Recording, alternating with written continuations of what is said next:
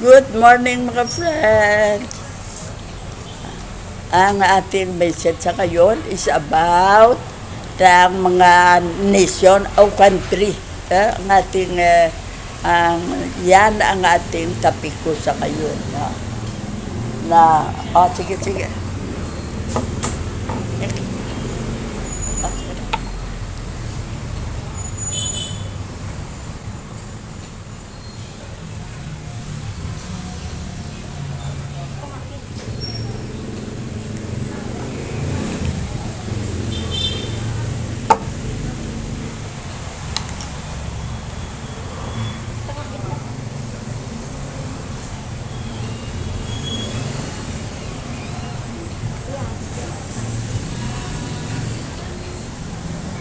Thank you.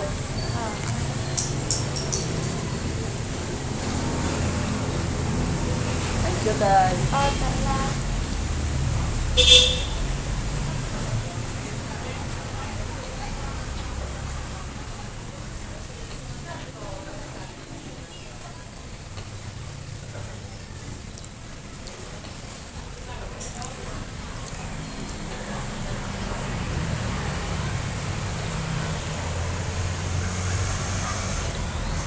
Ang ating message sa ngayon is kung saan ang pinaka the best na nation na tayo titira. Hindi nyo ba alam ang pinaka the best na tirahan natin ay ang Philippines, no? Mahal tayo ng Godfather na nagpatira sa atin dito sa earth. Kaya dito niya tayo inilagay sa Philippines, ito tayo pinatira.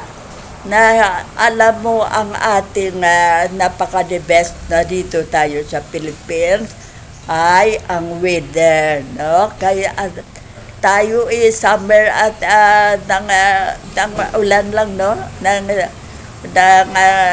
rainy season tayo, no? Diyan lang tayo sa dalawa na kaya ng ating katawan at nang wala tayong delikado, no? Na katulad ng ibang nasyon na may winter, summer, autumn, at aywan ko ano pa ng isa na napakahirap. Kung Pilipino ka, hindi mo kaya ang mga ganyan, mga weather. Kaya kung may snow, sobrang lamig. Kaya yan nga ang nangyari, may nag-accident bago lang sa cellphone ng kaibigan ko na ang military helicopter airplane na may may daw kung sa mga series, mga na may mga nakasakay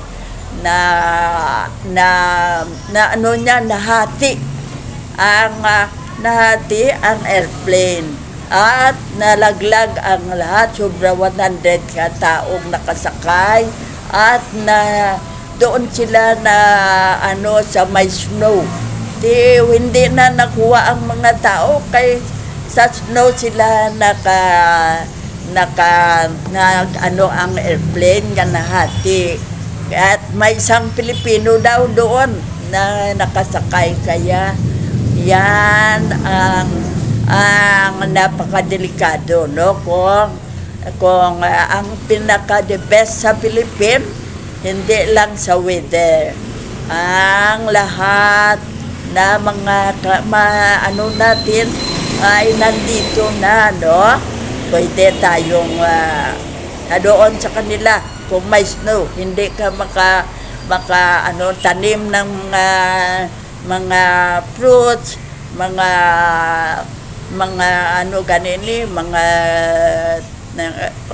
kamuti at kamuti kahoy at mga gulay, no?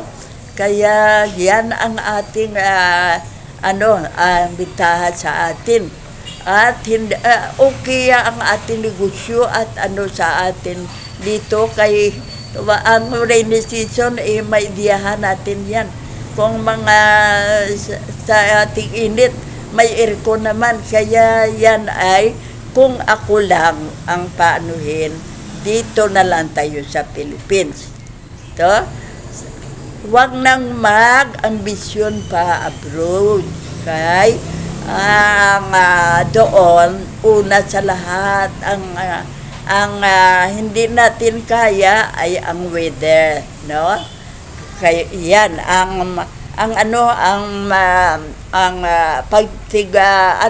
tiginaw na yan ang daw medyo mahirap, no? At ang isa pang napakahirap kung mag-domestic helper ka lang at caregiver. Kay ang isang pinakamahirap diyan kung maka-boss ka ng matapobre na ang trato sa iyo ay daw napakaliit, kaya delikado ka, no? Kaya kung magpunta ka doon, kailangan ang ating advice ito sa inyo na huwag magpunta sa nasyon na wala kang ng member o family o mga friends o kasama mo kung nurse ka noon sa trabaho mo na naka-abroad.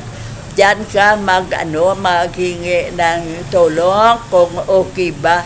Magngayo ka na advice kung okay ba kung mag-apply ako diyan. Okay ba ako dyan, nang hindi mahirap ang trabaho at hindi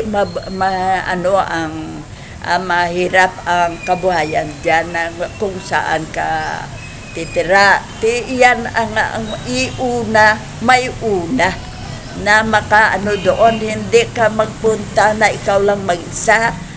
Kaya ang katawan natin, katulad ng weather doon na may snow, hindi mo alam magkasakit ka, no? Kay baski dito sa atin, pagpunta mo doon sa bundok, kay maginaw nagkasakit ka, nag-flu ka.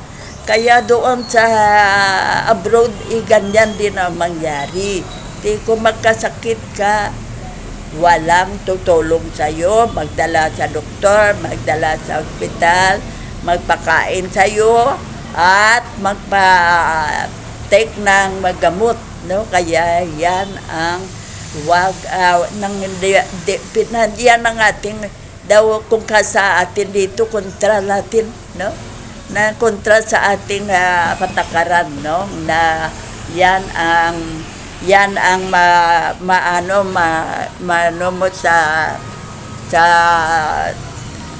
madamid sa iyo. Kaya yan. At kung may problema ka, katulad ng mga papilis mo o kung anong mga paper o kung anong mga dyan na hindi mo alam ka saan ka pupunta, may ma-advise sa'yo. Kaya wag nang magpadalos-dalos pumunta sa abroad. Ang advice ko lang yan, ha? Na kung okay sa inyo, i-apply nyo sa buhay nyo. Kung kailangan yun, kayo kompromiso na kayo, ito ang gawin natin. Kung punta tayo sa abroad, mag-ipon tayo. Hindi lahat ng pera ipadala sa family. Mag-ipon tayo, kayo hindi natin alam kung anong mga nangyari sa iniwan natin family, no? Na si Mrs. kaysa amin, may example ako, ang aking tatlong mga kasama na nurse, napakaganda ng posisyon nila, no? Kaya ang isa ng mataas na ranggo rin, no? Pero ginano niya ang abroad, no? Kaya malaki ba ang income, pero nagkamali siya. Pagdating niya dito, may ibang mister na si Mrs. Kaya napakabata pa ng misis niya at hindi kayang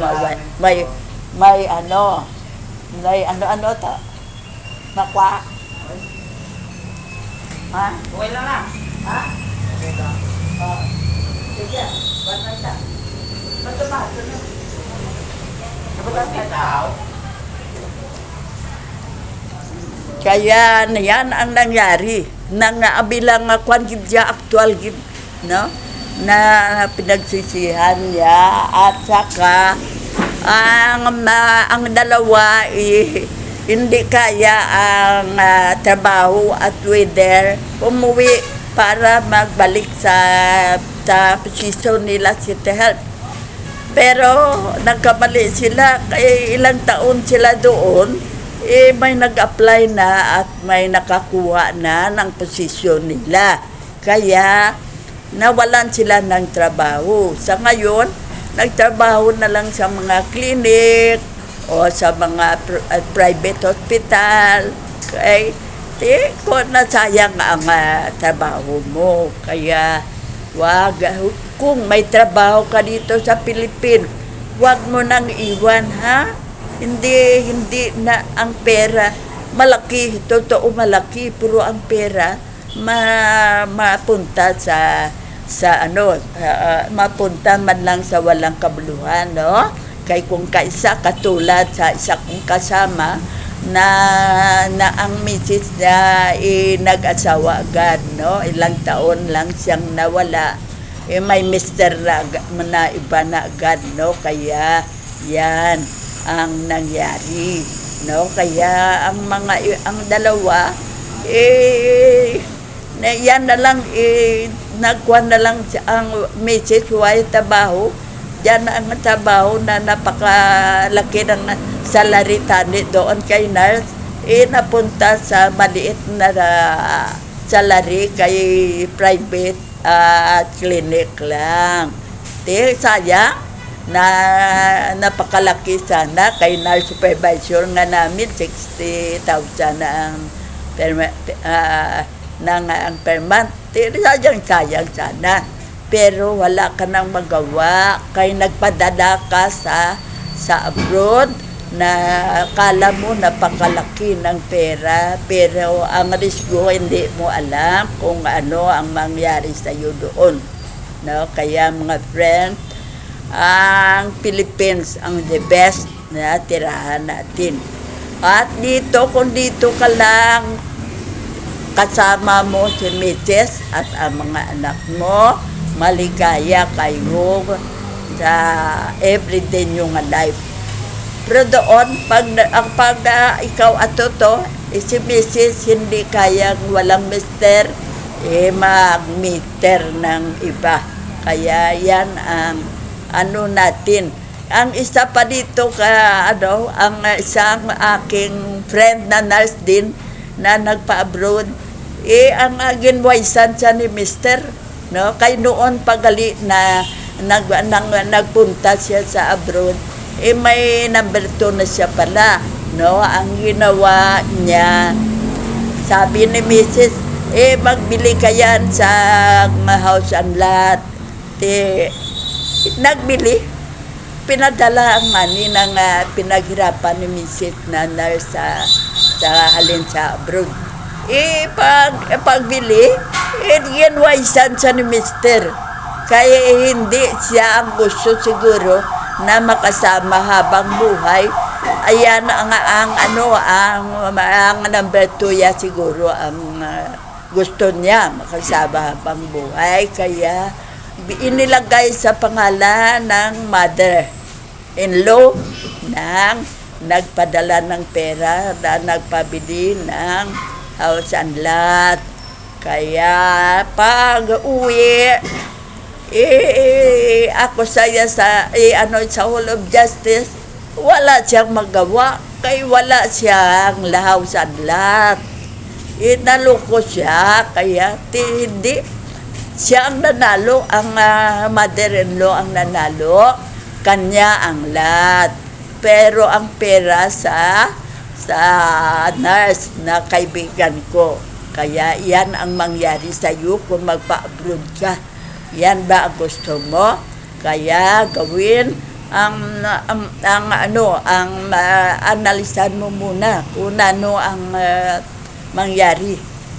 money ba ang gusto mo o kung family mo na hindi kayo magkahiwalay. Yan ang ilagay niyo sa isipan niyo. At ang dito ka sa Philippines, kaya mo ang weather. Doon sa abroad ay hindi mo kaya. At doon walang tutulong sa'yo kundi ang sarili mo. Kat kung ang advice pagin natin kung ano nasa abroad, ang mag-ipon ng pera na para sa iyo. Mo ang pagpadala dito daw medyo half lang na may pagkain, pag school at paggamot. Yan lang ang ipadala, wag sa sarili mo, magkuripot sa sarili mo na hindi ka na kay nagtrabaho ka doon para lang sa family mo. Hindi dala ang sarili mo, pero nagkamali ka. No? Katulad ng aking kasama sa trabaho, na nurse na lalaki, na ng ilang taon lang nga ang mister, may mister ng iba,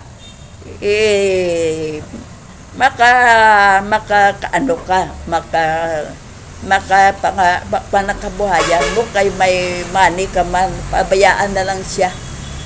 Sa ngayon may asawa na iba ang kasama ko na ang misis niya ay nag-iba ng mister. Kaya mga friend, ayan ang ilagay natin sa isipan natin, ha, na ang pera ay madaling maubos. At ang ating family ang pinaka-importante, na maski po tayo o kung ano man, kasama natin sa hirap at ginawa. Kaya kung ang katulad ng aking ng kaibigan na nurse supervisor, napakaganda ng ginawa. Nagkuhan siya, gatrabaho sa government na permanent sa office lang ng school, no, high school, no. Doon yamon sila sa high school at nag-school sa caregiver at nagpa-abroad, no. Nang doon na siya sa Canada, na ang pera niya ay inipon niya para sa kanyang mister na mapapunta doon. Ang mister nagkuhan ng teacher at pinaresign, no, sa pagka 5 years at pinapunta doon sa Canada. At pag-apply, napasok sa Canadian airport na sa Turum, no? Diyan siya, doon na siya, no? At ang ginawa nila, ang bahay nila, na up and down. Ang sa down, ginawang school, no? Ng kinder prep, kay teacher ba ang mister, at saka ng bilang ang mga student ay mga anak ng mga Pilipino na nakatrabaho si daddy at si mommy, dyan muna sila sa school at pag ng trabaho, kunin na lang doon. Napakalaki ng income, no? Kaya sa wala na nagtrabaho si Mrs. Ay dyan na lang sa school siya, no? At si Mr. sa Canadian Airport nakatrabaho. Yan ang gawin natin, no? Una muna ang isa, pag-aralan kung anong mabuti na gawin at saka magdesisyon na pa-abroad ka na. Kaya ang ginawa ni Mrs.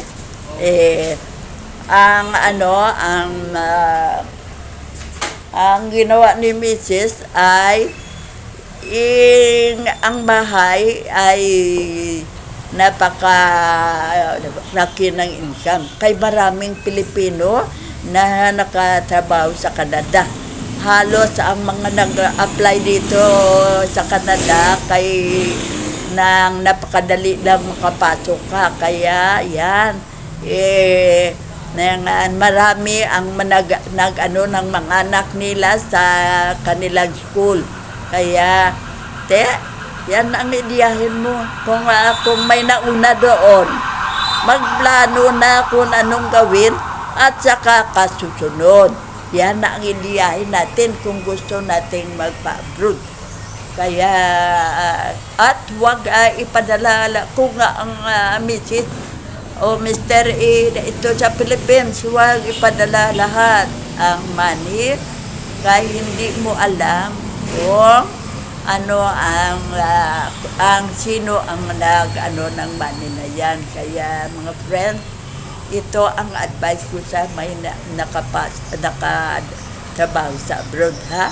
At sa magtrabaho pa lang kayo na ang i-analyze nyo muna, no, kung ano ang mabuti. At ang nakauna na doon, ano mo na ang lahat kung ano ang mabuti dyan o hindi maganda dyan. Hindi ako pupunta dyan, ha? Hindi ako pa-abroad.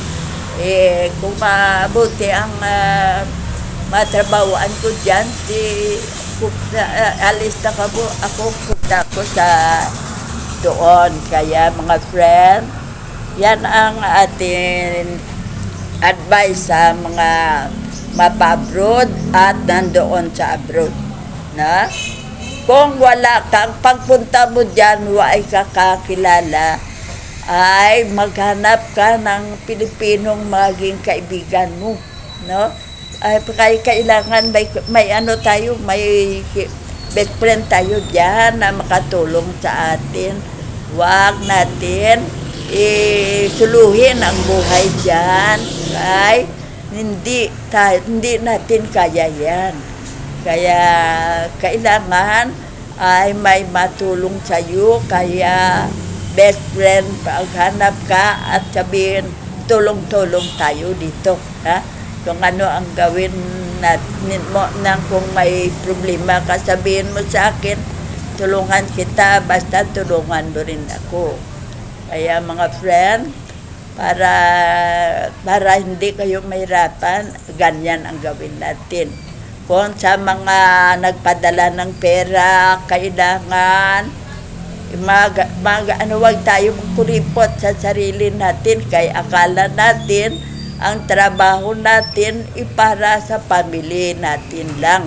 Hindi, sali ang sarili natin, nagkamali ka. Akala mo pagdating mo sa Philippines, millionaire ka na. Pero hindi mo alam na may ibang pangyayari dyan na hindi natin alam, na may mawise pa sa atin.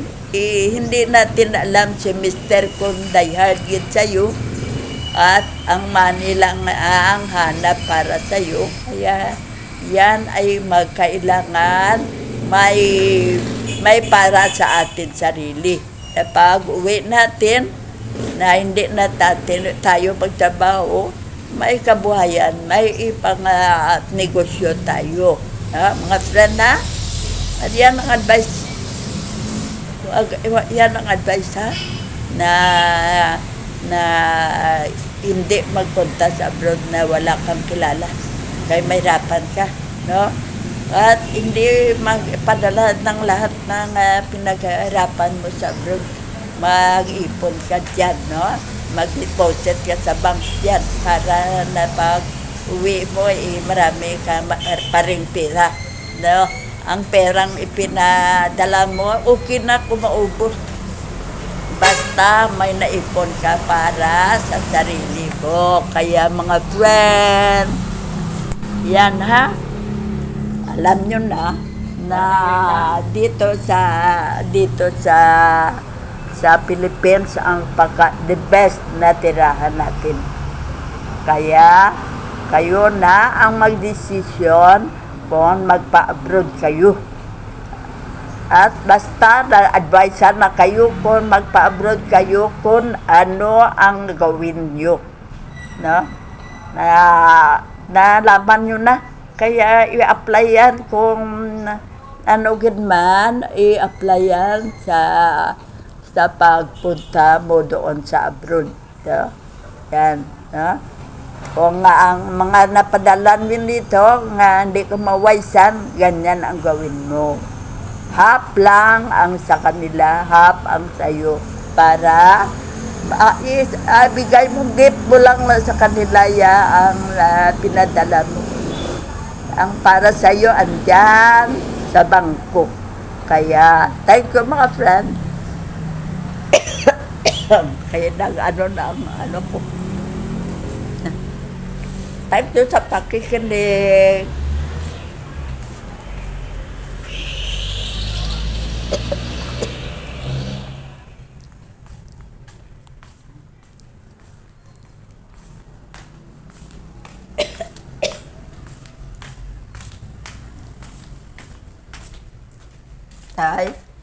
Dahil, pila ka puwenta o baba. Wala pa. Ha? Wala pa. Ano pa pilang? Wala na siguro. Ha? 26? Bigay pa. Ha? Oo. Okay na, hindi pa. Kulang pa, no? Oh.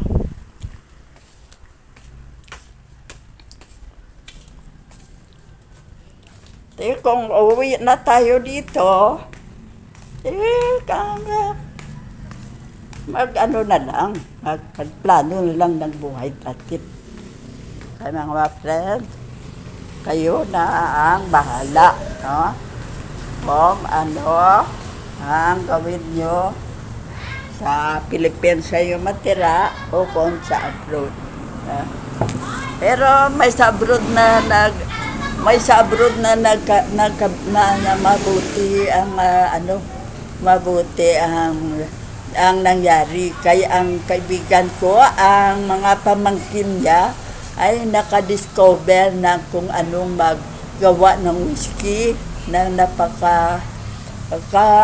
napakarami na nagkagusto at mabili.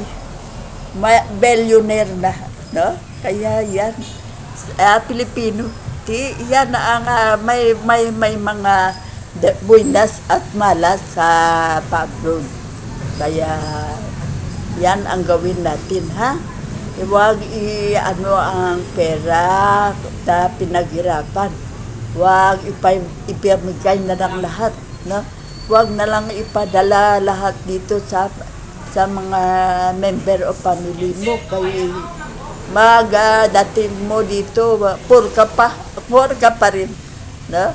Pagdating mo dito sa Philippines, kay wala kang pera na ipon doon, poor ka pa rin, no? Kung poor na sila dito, kay hindi naman alam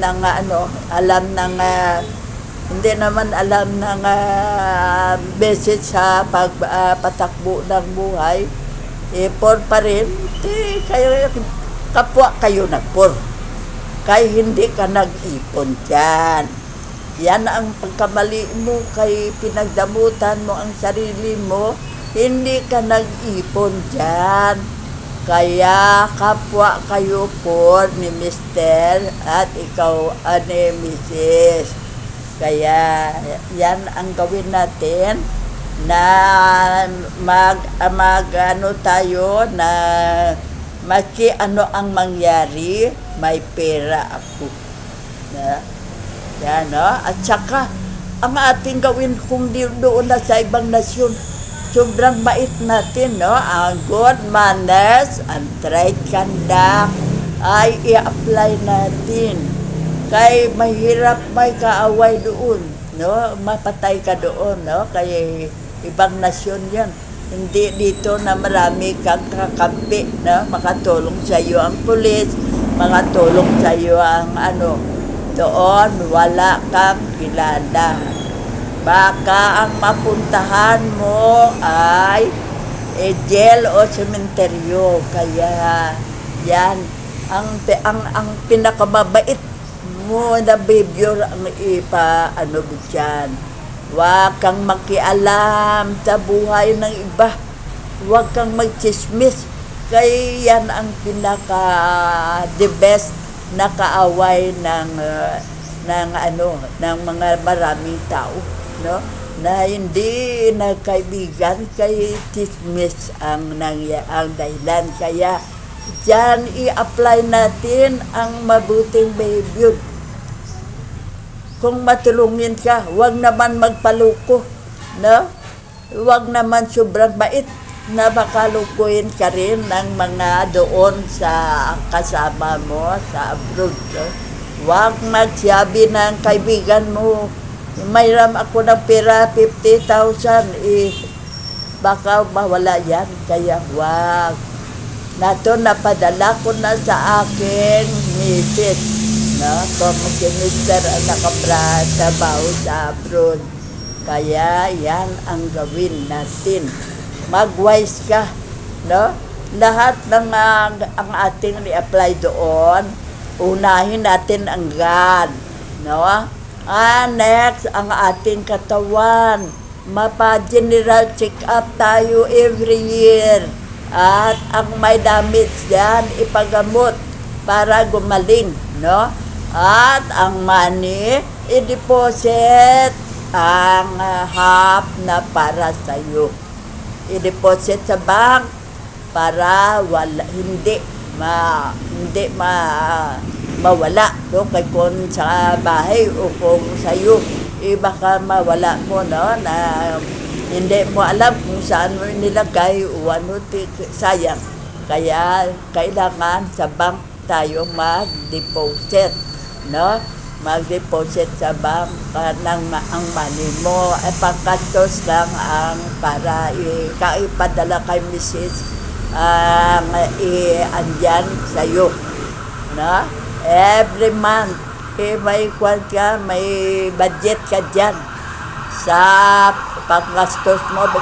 Bili ka ng kung anong gusto mong kainin o ano para kung sa bahay mo, makain ka dyan na nakatrabaho ka. At saka ang ibang pero ang iba, i-deposit mo yan para millionaire ka pa rin pagdating sa Philippines.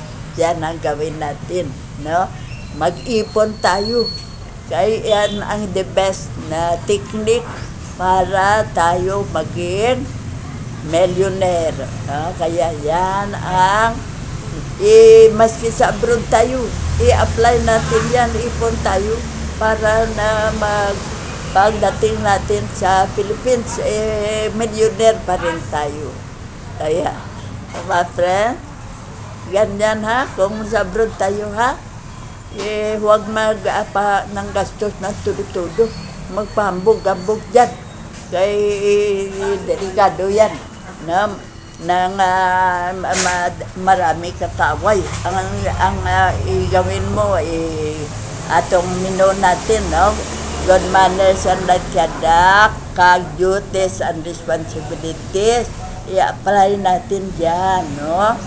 At ang sa God, huwag malimot sa pag-pray always. At saka ang katawan, huwag pabayaan. Pag-umpisa pa lang ng sakit, ipakonsulta na sa doktor. At ang pera, pagka salary, ang half, sa bank, na i-deposit. Yan ang masipin natin na pagdating ng panahon na uuwi na tayo sa Philippines, taas noo tayong papasok sa Philippines, millionaire ako.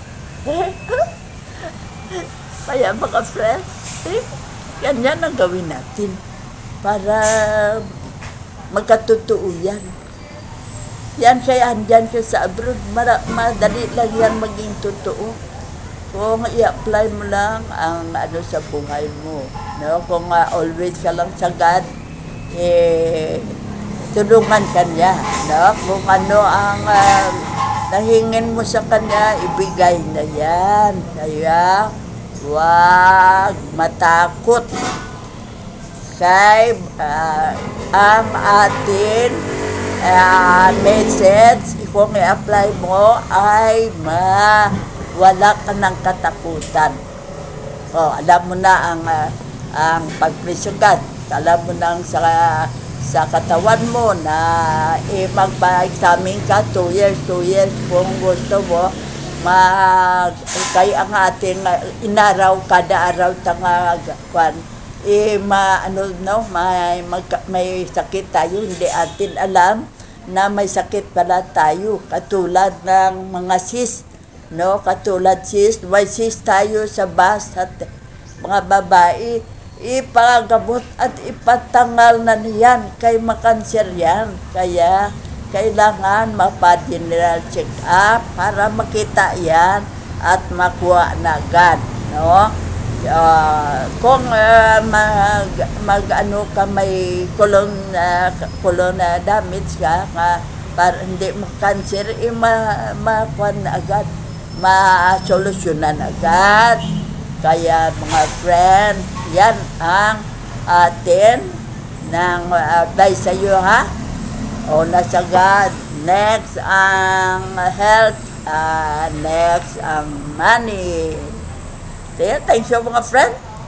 Alam nyo na at i-apply ang good manners and right tanda ka, very good boy kagin. O very good girl kagin. Napakabait. O sobrang bait. Yan ang gawin natin. Kay mahirap, may kaaway. Kaya sobrang bait tayo, ha? Yan. At saka ang ang trabaho. Todo trabaho, huwag nang iyang lang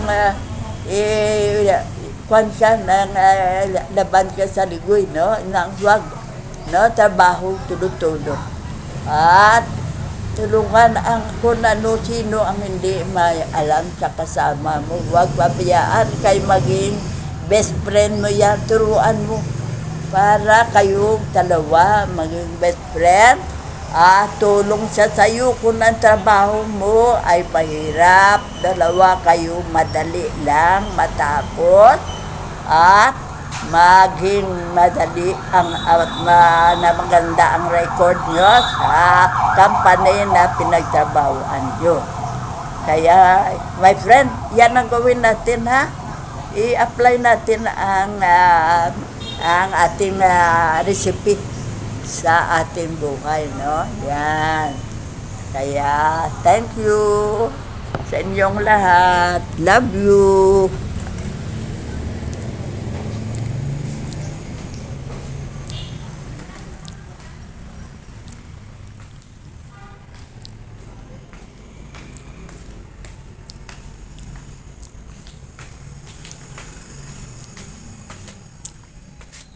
Day, okay na dayo, palihog gabi.